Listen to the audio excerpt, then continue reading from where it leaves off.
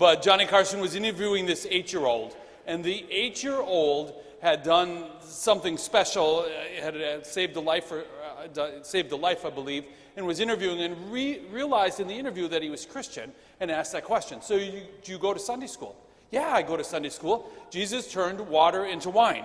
And so what did you learn from that? Awkward pause, people kind of chuckling. And then the little boy says, you're going to have a wedding, be sure to invite Jesus. If you're going to have a wedding, be sure to invite Jesus. So did you? For those of you that are married, did you invite Jesus into your wedding? And furthermore, from that also, this Mass, all liturgies as we come together, echo a wedding banquet. This is kind of a wedding banquet too. And of course, what are we in the midst of? Inviting Jesus to that. And so today we want to recognize that specialness, that gathering, that joy of having Jesus' presence. And now, in preparation for this, after one of the weekday masses, there were a group of people hanging in the sacristy. So I said, give me a little advice about marriage. Yeah, and it was like everybody looking at each other, and it's like no advice came. But a guy came to me later in the day, and he said, he says, I learned a long time ago that don't say anything unless you can improve on the silence. Don't say anything unless you can improve on the silence. So, but we want to recognize that sense of saying of joy. First reading talked about the joy. It's the people coming out of exile, rejoicing and joyful that returning to the promised land, and the hope that fills in them. Do we share in that joy and in that hope as you've come together in the sacrament of marriage, as we come together to celebrate this Eucharist, to recognize that joy in our lives? And along with that joy and looking at that, recognizing, working with the wine metaphor from the gospel, that what does it take to make good wine? It takes good grapes and a process. What does it take to make a good married couple? A couple good people and a process of falling in love, of coming together, of kind of like the grapes fermenting together in life and coming together. And the same here as we gather as a community.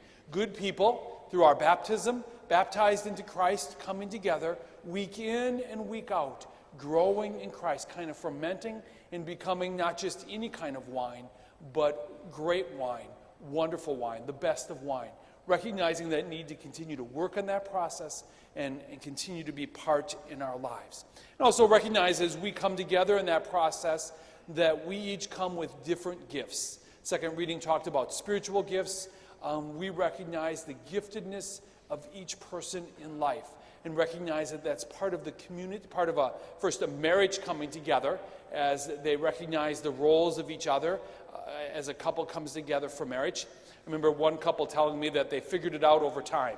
He was in charge of everything in the garage and in the yard, and she was in charge of everything in the house except for when a power tool was needed or a nail was needed to be driven into the wall. I guess she hit the drywall one time and put a big hole on everything else. So they, in their way, recognize the gifts and the talents, recognize coming together. And so do we recognize that challenge of coming together in life as couples, and then also as in a larger way in our community here. And in the midst of that, also recognizing the abundance. So this couple's, they're hosting a wedding, so you're throwing a party. And you kind of know how many people are coming, so you know how much food and how much drink to have. If you're short of drink, like wine, you're thinking maybe add another bottle or two to the occasion. Should have gotten some water in the wine before it started to run short.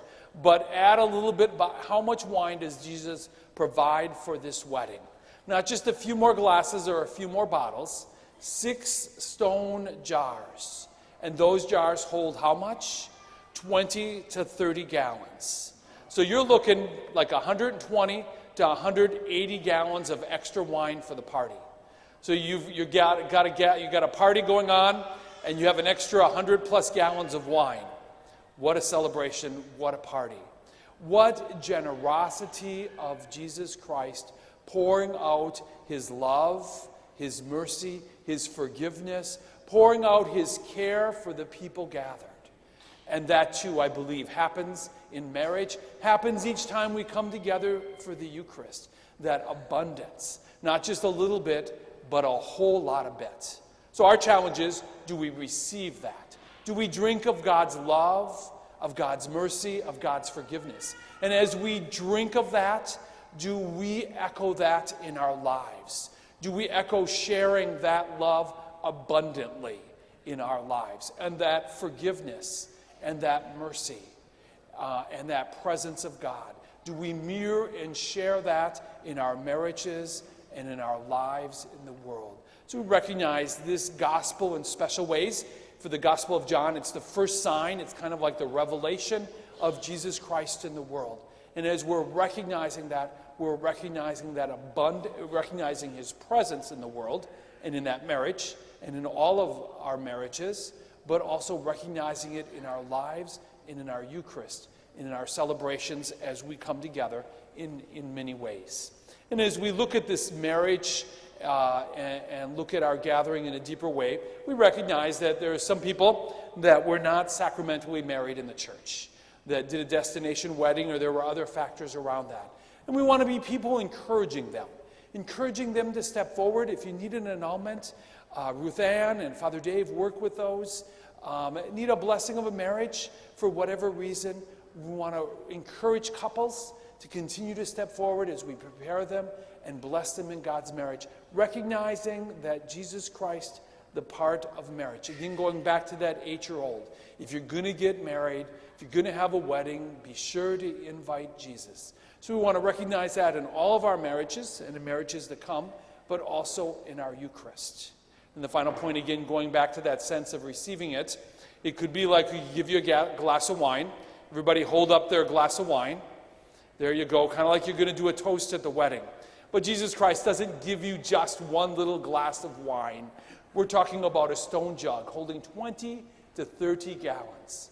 May we drink not just of that glass, but of that 20 and 30 gallons of love, of mercy, of forgiveness, and share it in the world. So let us pause, opening wider our hearts to truly receive what the Lord has to give today, 20 to 30 gallons worth, and strive to share that in our world.